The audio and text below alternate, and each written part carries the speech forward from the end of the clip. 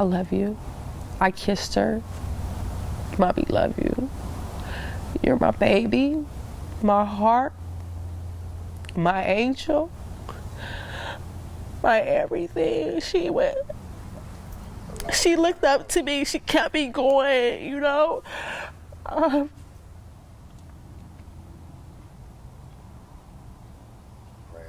Asaya Jackson, also known as Saya by her family, was only 8 years old when she died last week. February 14th was Jackson's last day of school at Norris Elementary, and she came home that day complaining of a headache. She was playing out in the backyard, and she came back in and she had told me, she said, "Mommy, my head hurt." And I said, "Okay, baby." I gave her some pain medicine, which was children's Tylenol, and I told her to go lie down, and you know, when you wake up from your nap, your headache will be gone. Trishina Red said her daughter had a fever from February 14th until that Sunday on February 16th. That Saturday, my daughter was out playing with her dad. She was playing in the backyard. She was playing with her cousins, and she was just like her normal self. So I treated her as if it was just a regular fever thing or regular common cold. And Red said over the weekend her daughter had vomited twice and had a fever through the weekend. On Monday, she said her daughter's fever went away but came back Monday night. So she took her to Adventist Health's emergency room on Tuesday morning. I told the doctor, I said, "Hey, my daughter is complaining of throat pain. She's also complaining of chest pain." I said she also vomited twice, which was on Saturday. She vomited twice on Saturday. I said, but she hasn't vomited since then. Red said the physician examining her daughter performed a nasal swab. He came back and told us that, hey, your daughter tested positive for influenza B. And I was, asking the physician, like, can we get some type of, antibiotic for my daughter? And he was like, no, I'm not going to treat this as an antiviral infection because antibiotics wouldn't work.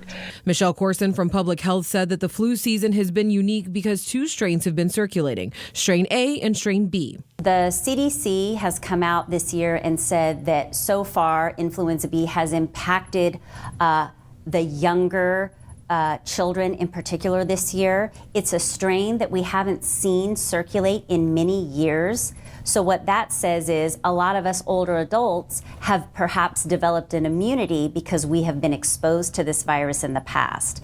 But these younger children have not. Jackson's mom told 23ABC that her daughter did not have the flu shot. No, she didn't get the flu shot. And the reason why I don't get my child the flu shot was because I worked in the medical field before. Like I said, I worked 2 correctional facilities, 2 convalescent homes, and working in the medical field, you have to get those shots because you cannot work around people without not having those. I had my own personal experience where I actually got sick after I took the flu shot. Red told 23ABC that Adventist Health informed her that her daughter would be fine, but to expect possible vomiting. Red also stated to 23ABC that it took her 24 hours to receive the Tamiflu. The reason why I had issues with getting her Tamiflu was because of Kern family told me they denied that they were going to cover the medication. They told me that they couldn't cover it and that they wanted a generic kind. According to the medical record shown to 23ABC by the family, the doctor noted that Tamiflu may not work as prescribed because the patient was, quote, 4 days out. Yeah, he said the only thing is to help treat the symptoms. That's all. They said it's not a cure or anything. And he was like, I wouldn't even recommend it, but he was like, I have to give it because she has been diagnosed with influenza B. Red said on Wednesday her insurance approved the Tamiflu and she picked it up and filled the prescription. She couldn't keep anything down. It is now Wednesday. Like I said, she couldn't keep anything down. And, I'm telling her dad, like, hey, we got to try to get this medicine in her system somehow. And next thing I know, I hear Dad, he said, wake up, Asaya needs you. And I immediately got up out my sleep. And when I went in the bathroom, my daughter, she was laying on the ground. And she was still conscious. I'm like, baby, get up. You can't be on the ground, And I set my baby on the toilet. And I'm like, Asaya, are you okay? I'm trying to get her to talk to me so I can see what's wrong with her.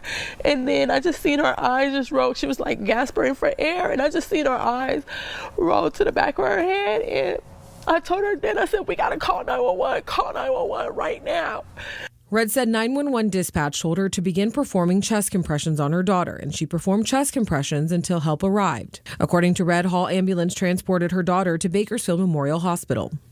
I was inside the room. I'm yelling, I'm crying, I'm telling my baby, be strong. You know, mommy is here. I'm not going to leave your side. And Asaya was pronounced dead early on Wednesday. She kept me going. She's the one who kept me going. Corson told 23ABC that parents should be vigilant this flu season, and if they begin to see warning signs, to get medical help, because children are susceptible to developing things like pneumonia and other complications, and prevention is key. What we do know is flu season is still heightened right now throughout California. The California Department of Public Health has indicated that it is still widespread. So we know the season is not anywhere over right now. It could go on into May. So it is not too late to get your flu shot.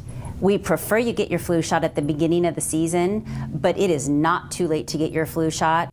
Also teaching children good hygiene, such as washing your hands and covering your coughs and sneezes.